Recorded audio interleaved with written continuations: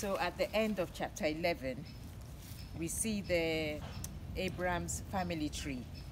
We see his father Terah and his brother, his wife, and they were living in Ur of the Chaldeans at the time.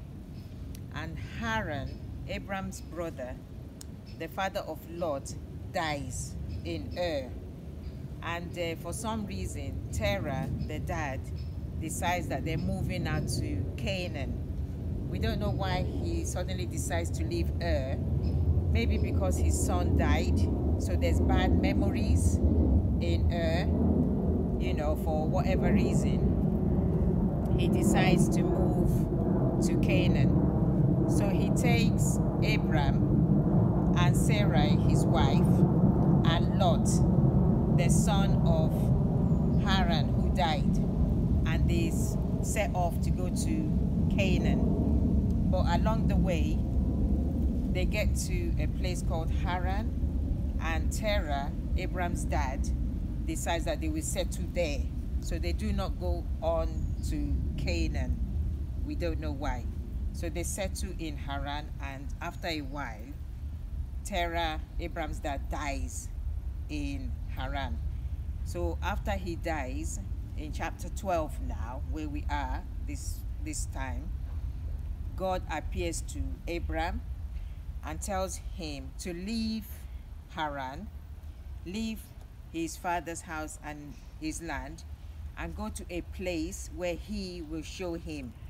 So at this point, Abram doesn't know where he's going. But because we've read the Bible, we know it's Canaan. But Abram does not know. God says he's going to make him a great nation and make his name great.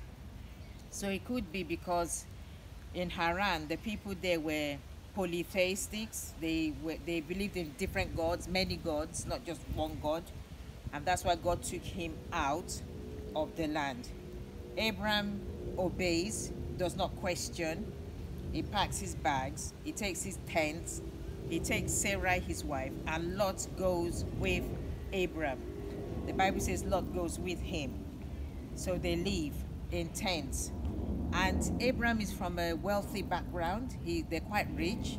So he is leaving so much behind, you know, to go on this journey where he doesn't even know where he's going.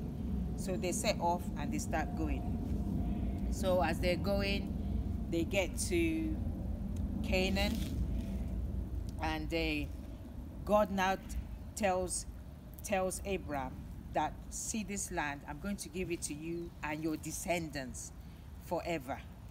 Abram builds an altar and worships Yahweh at the place.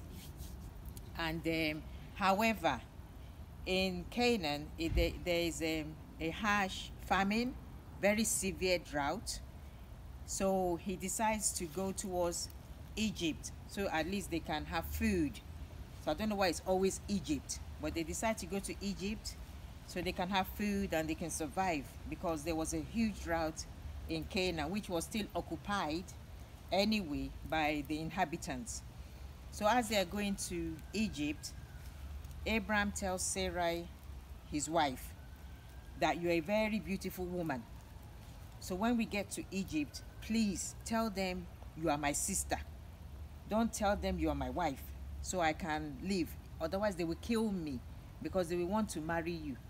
So please, in a way, Abram was not lying, completely lying, because they were half sister and half brother. They had the same dad, Terah, but they had different moms. So they were half sister and half brother. But he kept the marriage bit, the wife bit, completely quiet. So in that respect, he did lie. So when they got to Egypt, all the men saw Sarai this time, because their names have not been changed, and so she was a very beautiful woman. So they went to tell Pharaoh that, whoa, there's this woman. She is just drop dead gorgeous. You want to see her. So Pharaoh sees Sarai and decides to take her as his wife. And because of that, Abram finds favor, and he acquires a lot of wealth, riches, cattle, sheep, goats, maids, because of the favor they showed him because of Sarai, his sister. So, however, Pharaoh and his household are plagued with plagues and diseases from the Lord.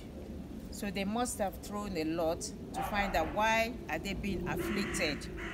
What have they done? What offense have they committed? And they now find out that it's because of Sarai, Abram's wife. That's why God is angry with Pharaoh and his household. So when Pharaoh finds this out, he calls his men and tells them, this is the fact. Sarai is not his sister, it's his wife. And they're all afraid. And he calls Abram. Why did you lie to me? What is this you have done? You told me she is your sister, and you made me take her, and she's your wife. That's why we are all afflicted. Please take your wife, take everything, just go. So Abram he's given lots of cattle and animals and sheep and handmaids and male servants, loads of stuff, and they leave Egypt. So that's how they now leave Egypt. So as they were going, and they went towards Bethel, and there Abram built another altar, and he prays to God, Yahweh, at that place. So however, now there is a squabble between Lot's men and Abram's men, because the cattle are a lot, and they are always fighting over a patch of grass or where they want their sheep to graze. And the men will say, no, we got here first, and the other men will say, no, we got here first, and there was a lot of quarrel going on. So Abram told Lot, we are related, we are family, we should not be fighting like this. The best thing is for us to split. So let's separate so that there won't be any arguments between us. So he says, Lot, you choose wherever you want to go. If you choose left, I will go right. If you choose right, I will go left. But you choose first. Lot looks at the land. He looks at the other side. It's dry, it's barren. And he looks at the side towards Sodom. Green grass, luscious. He says, I will go to that side. Abraham says, fine, you can go. So Lot takes his men and all his stuff and goes towards Sodom. And Abraham goes to the other side. After Lot leaves, God appears once again to Abraham and says, I will bless you and your descendants. Look at this land where you are. North, south, east, or west, all will be yours. And so life continues. So some kings came out against the king of Sodom to go and fight with them. And these kings won the battle. So they took all the people in Sodom, all their property, all their cattle, everything. These kings took them all away, captured them. And Lot and his family were among the people that were captured, because remember, they were now near Sodom. Someone who escaped now ran to Abram and told him what had happened, that all the people, everything had been captured by these kings and they've been taken away. Lot, your nephew, and his family are among those who have been taken. So Abram musters up his men and says, right, we're going to go and rescue the people. So they travel all night and they get to the people who have captured all these, Lot and the others, and Abram wins. So he rescues all the people and all the property. He didn't just bring back Lot and his family. He brings back all the people that were captured. He brings them all back. On his way back, he's met by Melchizedek, the king of Salem, who blesses Abram, and Abram gives him tithes of everything that he brought back from the battle. So I will not talk much about Melchizedek. That's a topic on its own. But Melchizedek is a king and a priest. And no one knows his beginning, and no one knows anything about him. Which is what the Bible says Jesus is like a king, a priest after Melchizedek. But I won't talk much about that because it will take so much time. After Abram gives the tithes to Melchizedek, the king of Sodom now comes to Abram and says that you can keep all the property that you got back from winning the war. However, I want all my people back. So can you just give me all the people and you keep the property? I don't mind, because I mean, what use is a kingdom without subjects, without people? It's just going to be there. Absolutely everybody was taken away from the city. And Abraham says, I don't want anything from you. I don't want you to go and be telling people that you made Abraham rich. You know, all the property is your stuff and that's why Abraham is rich. No. Take the people and take the property. Take everything and go. You know, I don't need anything. The only thing that was taken is the food that my men ate, you know, during the battle. And that's it. And the tithes I paid out of it to the king of Salem, Melchizedek. So the king of Sodom takes his people and his property. They go back to Sodom. Then God appears to Abraham again in a vision and tells him that he will be Abraham's reward. You know, Abraham should not worry about anything, and God will bless him with a descendant. He will have his own flesh and blood. And Abraham says he's sad because it seems that Eliezer, his slave, is going to inherit all his property because he has no child. You know, and we think this Eliezer is the same servant that Abraham sent to go and find a wife for his son Isaac. But I'm jumping ahead of myself. We'll see that later. And God says, no, Eliezer will not be the one to inherit your property, but your own flesh and blood. It says, unless you can count the stars. That is how numerous your descendants are going to be. And Abraham asks for a sign to know how is this going to be, how are they going to inherit the land and everything else. And God causes a deep sleep to come upon Abraham. And while he's sleeping, a deep darkness, like a foreboding, comes upon him, and he's in terrible sadness. And God tells him that his descendants will inherit the land, but before then, they will be slaves for 400 years. And they will be maltreated. They will be treated really badly. But after 400 years, they will now come out and inherit the land, because the sins of the Amorites is not yet full. Their cup of iniquity is not yet full. And the Amorites are the ones who are inhabiting the land at the moment. But God wants their sin, their cup of iniquity to be full. Then they will be purged out of the land. Then his descendants will now inherit the land.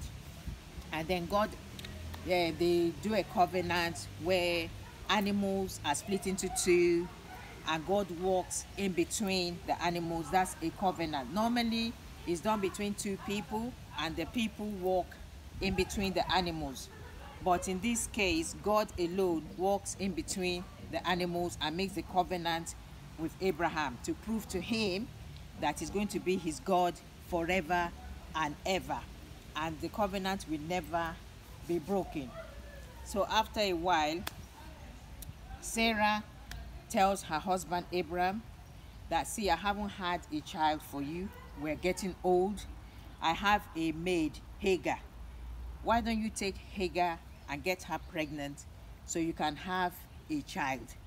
Abram listens to Sarai, his wife, and he goes into Hagar and she gets pregnant. When Hagar gets pregnant, she despises her mistress, Sarai. In those days, if a woman cannot get pregnant, if she is barren, it's generally believed that she is wicked, she is evil, and she's being punished for her sins. There's something she did, and God is punishing her. So for Hagar to get pregnant so quickly, she now looks at it like, yeah, Sarah is wicked. So she must have been taunting her mistress, saying, yeah, you see, because of what you've been doing, because of your wickedness, your badness, that's why you can't get pregnant. See, I'm pregnant. We don't know. But she treats her mistress with scorn, and Sarai is not happy. So she now blames her husband. It's your fault that Hagar is speaking to me like this. God judge between me and you. And Abram says, she's your maid, do with her whatever you like. So initially I was thinking, why is Sarai blaming Abram? Because she is the one who said Abram should go into Hagar. It wasn't Abram's idea, but Sarai's idea. And then I thought, well, I really can't blame Sarai. It's a woman's prerogative to change her mind. Because I remember a couple of years ago, I told my husband, I said, the church I'm going now, we don't celebrate Valentine's Day. So on Valentine's Day, I don't want anything from him. They said it's not right, it's not a Christian thing, and da. And my husband said, okay. So come Valentine's Day, I ran downstairs. I was looking for my gifts, because Valentine's Day usually gives me a card and chocolate and a cuddly toy, and there was nothing. I looked the whole place, there was nothing. I was so miserable. I almost wept. I said, he doesn't love me anymore. He didn't give me anything for Valentine's Day. My poor husband came downstairs in the morning. He said, morning. I said, what's good about the morning? He said, what's wrong with you? I said, it's Valentine's Day, you didn't give me anything. He said, but you told me that you don't celebrate Valentine's Day anymore. You said the church you are going, they don't do it. That's why I didn't buy you anything. I said, yeah, but you should have still bought it. You could have kept it there. Maybe I would have changed my mind. And now you didn't give me anything. He said, okay, should I go out and buy it now? I said, no, it's too late. I was in a mood. The following year, he bought me something for Valentine's Day. He said, if your church don't do it, please take. I don't want trouble. Just take it. If you don't want it, go and throw it away. You see, so even though it was my idea, I was cross. My poor husband didn't know what to do. So even though it was Sarai's idea, she was cross with Abram and said, may God judge between me and you. Because of you, Hagar is talking to me like this. Abram says, she's your maid. Do with her whatever you wish. Sarai sends Hagar away. So Hagar she starts going back towards Egypt, where she's from. It's likely she's one of the maids that Pharaoh gave to Abram and Sarai when they were leaving Egypt. She starts going towards Egypt to go back home. And an angel of the Lord meets with her, says, Hagar, where are you going? She says, I'm running away from my mistress because she's maltreating me, so I have to run. And the angel tells her that, no, you need to go back to your mistress and submit to her. You're going to have a boy. His name will be Ishmael. He will be made into a great nation, but he will be a wild donkey of a man. His hand will be against everybody, and everybody's hand will be against him. But he will be blessed. You need to go back. So Hagar now goes back to Sarah and stays there until the birth of her son Ishmael. So after Ishmael is born, God now appears to Abram and makes a covenant of circumcision. He says all the men in his household, even the men he buys with his money, strangers in his household, everyone needs to be circumcised. This is a sign of the covenant between God and them. Any man who is not circumcised is cut out of this covenant, and any man who refuses to be circumcised should be cut off from that family. So from 8 days old baby boys, they should all be circumcised. This is the sign of the covenant. So Abram takes all the men, everybody from Ishmael, even himself, all the men, and they get circumcised. And God tells him that he will make him a great nation, an exceedingly great nation. And he will, and Abram says, yeah, Ishmael. And God says, no, I'm talking about a child with you and Sarai. So that day, God changed Abram's name from Abram to Abraham, and Sarai's name from Sarai to Sarah. And Abraham laughed.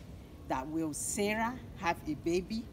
So this is when the light bulb goes off on Abraham's head, Because if you know, initially God said, I will make, you will have your own flesh and blood. I will make you into a great nation. It doesn't say him and Sarah. It just says he will have a child. That's why he goes into Hagar, that well, he's still his child, even though he's not with his wife, he's still his child. But it's here now, God is now spelling it out in chapter 17, that no, the child I was talking about is between you and Sarah, your wife. You know, so Abraham must have thought, oh, oops, you know, we didn't know that it was between two of us. Just thought it's just, you're talking about me, you know. So Abraham laughed that Sarah would get pregnant at such an old age. So he's sitting there, three visitors, three are passing by, and Abraham rushes to meet them. He bows before them. He tells them to stop and eat and be entertained before they continue their journey. So they turn aside and they come into Abraham. He orders that a feast be prepared. So they prepare feast and food and milk and cheese and everything. He serves the visitors, and they ask him about Sarah, his wife. And, you know, they says by this time next year, Sarah will have a child. And Sarah overhears them speaking, and she laughs. So when she laughs, they ask her, did you just laugh?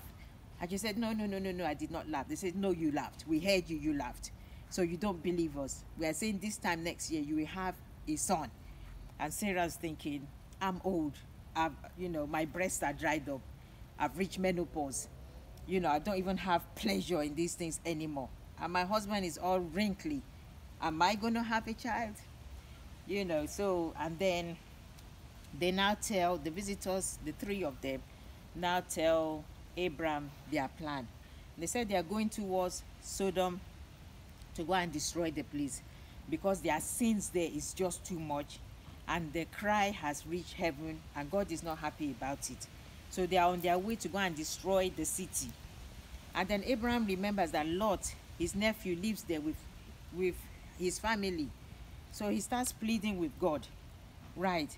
So if there's 50 righteous people living in Sodom, will you still destroy the place? But at least for 50, you will not destroy.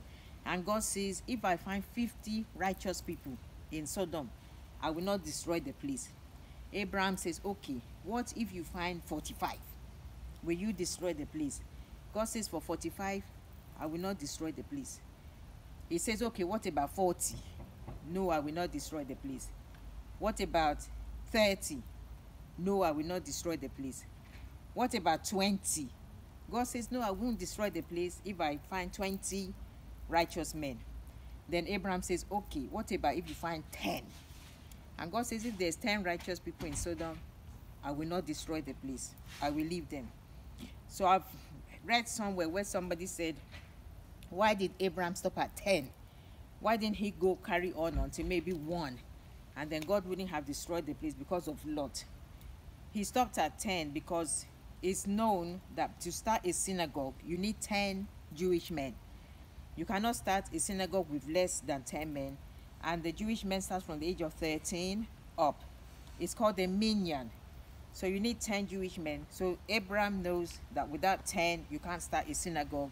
So he stops at 10. And so, of course, they could not find 10 righteous people. So the two angels, the Lord goes, the two angels enters into Sodom. Remember, there were 3 men, 3 angels, 3 visitors that Abraham saw, but only 2 angels entered into Sodom.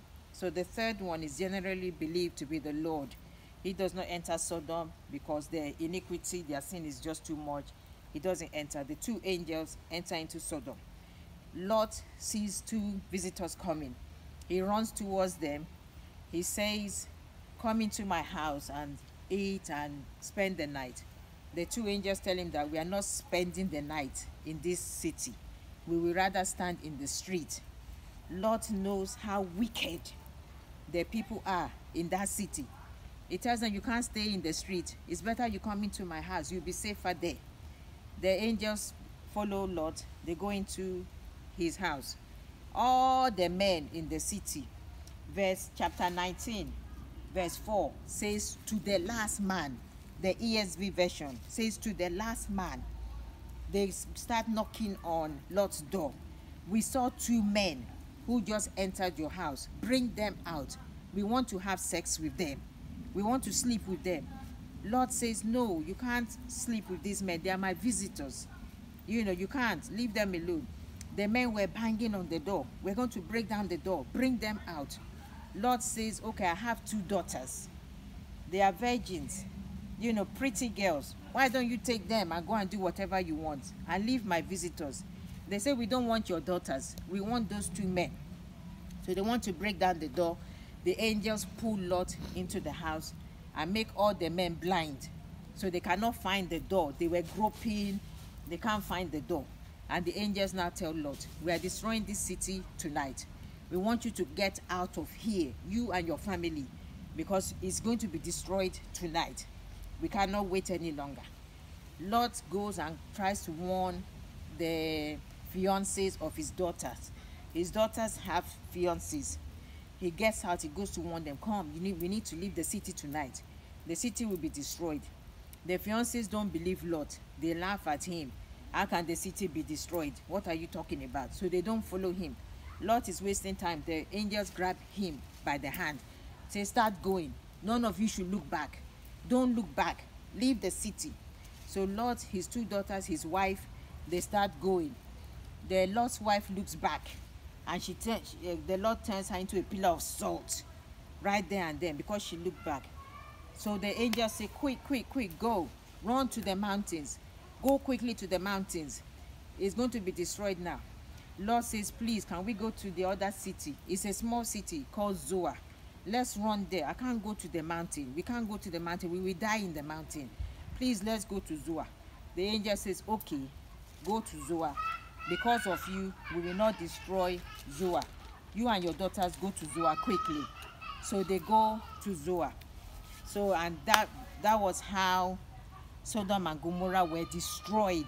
The Lord rained down fire from heaven, and everybody were destroyed, the city and the people. So Lot's daughters decide that there's no men.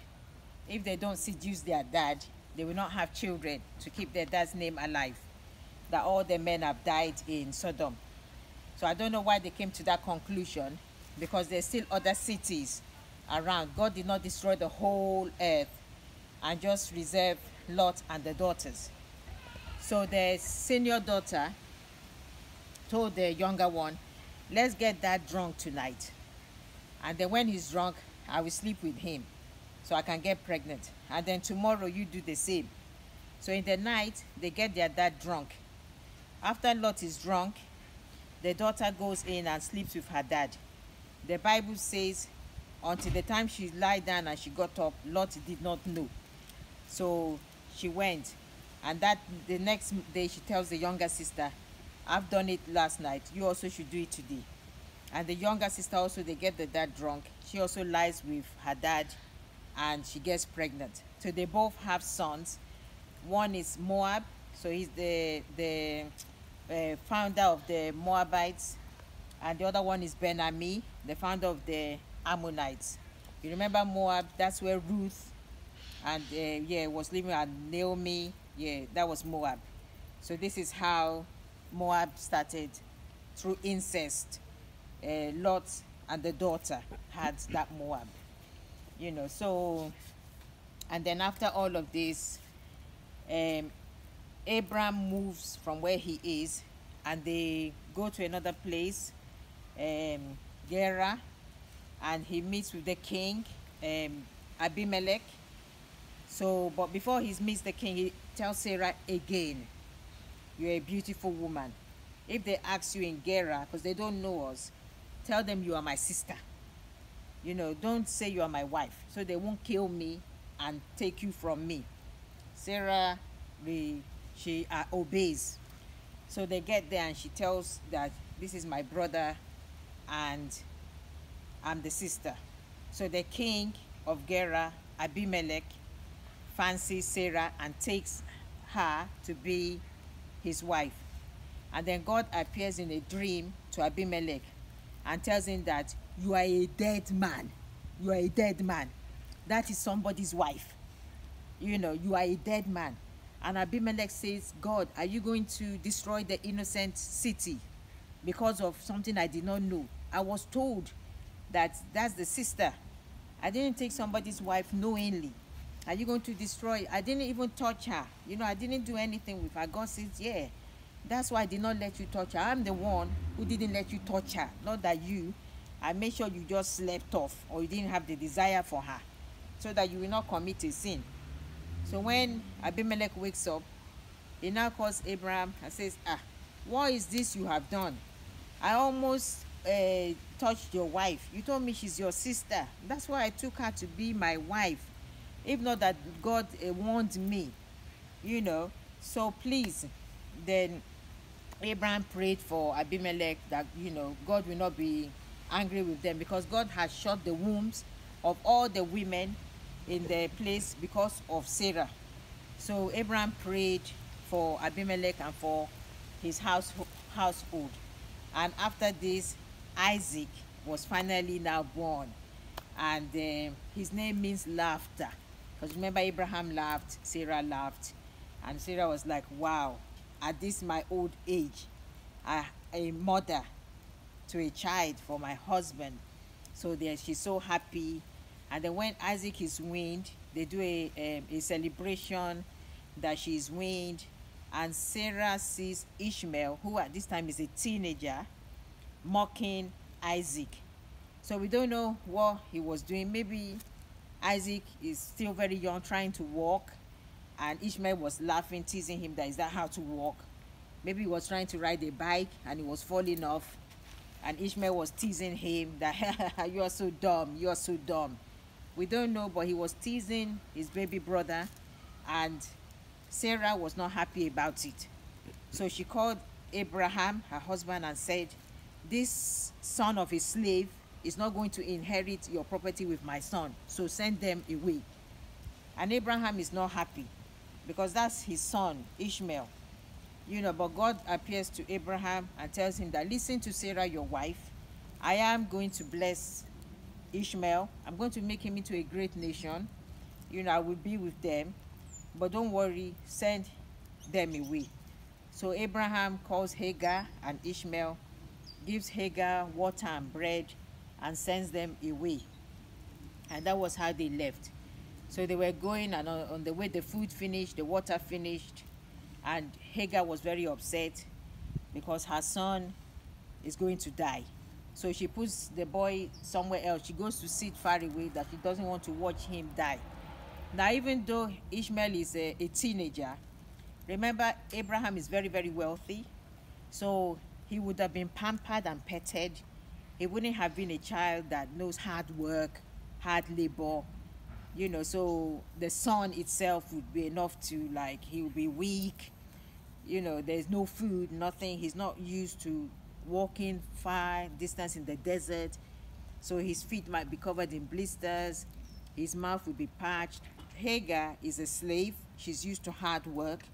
So that's why it didn't affect her as much as her son, because he's a teenager, but he doesn't know that life. So he's there crying. Hagar is far away crying. An angel of the Lord appears to Hagar and says, God has heard the cry of the boy, and that's why they came. Don't worry, you know, he is going to be a great nation. Nothing will happen to him. And her eyes were opened, and she saw a well with water. So she was able to go and get water and give her boy, and they drank, and their spirits were revived again. Whether the well was already there or God provided it there and then miraculously, I don't know. But they were revived, and that was how they lived and made a new life for themselves. So after this, Abimelech and Abraham made a treaty together, because Abimelech can see that God's hand is on Abraham. He's always blessed. So he makes a treaty with him that let's come to a treaty. We won't betray each other. We won't do evil to each other. So they make a treaty, and you know, Abraham complains about the well. he dug a well, and Abimelech's men took the well, and Abimelech said, I didn't know about this, I'm just hearing it now for the first time. So they make a pact, a friendship pact, and all of that. And then God decides to test Abraham. He calls him one morning and says, Abraham, take your son, your only son, Isaac, and go and sacrifice him to me. So Abraham takes the boy and takes his servant, takes the firewood, takes the fire, and calls Isaac and says, we're going to sacrifice to the Lord. So they start going. When they get nearer the place, Abraham tells the servant, you wait here, we are going to sacrifice. When we finish, we will come back and join you. So the servant waits there. He and Isaac are now going. Isaac says, my father, you have the firewood, you have the fire. Where is the animal that you want to sacrifice? Abraham says, don't worry, my son. God will provide. But at this time, Isaac is not a boy. He's not a baby. He's a man. He's a man. They get to the place. Abraham prepares the sacrifice place.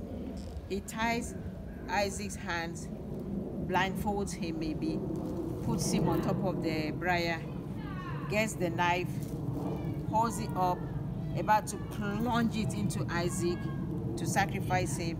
God says, stop! Now I know you really love me. Now I know how faithful you are. Don't sacrifice Isaac. Look around, I have provided you with an animal. Abraham looks around, there's a ram caught in the bushes. He takes that one and he kills it instead. And God again renews the covenant that he made with Abraham.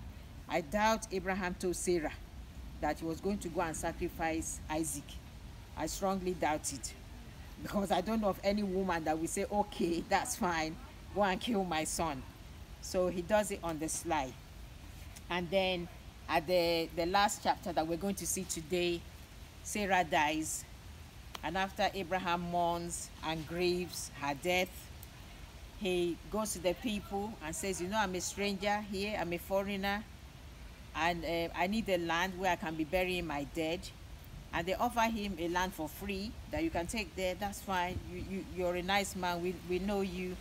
You are blessed. Just take it for free. And he insists that he wants to buy it. So he buys the cave at Machpelah, which is in Hebron. And then it's normally called the Cave of the Patriarchs because they're all buried there. Sarah, Isaac, Rachel, he himself, and he buries Sarah there. So we think he wanted to pay so that he can get the deeds, so that there won't be any confusion over the land in the future when his descendants now come and settle in Canaan. So we're going to stop here today. I was going to go further, but it will be too much. And I am not teaching the Bible to people. I'm teaching people the Bible. And I want you to understand clearly. So we have seen how God keeps his promises, no matter how long, no matter how, impossible it may seem. He told Abraham he will have a child of promise. Sarah did not believe it. Her body was all dried up, and God fulfilled his promise. So if there's anything you are waiting on the Lord for, if he said he will do it, he will do it. He's a covenant making and a covenant keeping God. So he will never go back on his word. Heaven and earth may pass away, but God's words will never pass away. God bless you. If you've enjoyed my teaching, consider subscribing. Thank you. See you in the next part. Bye.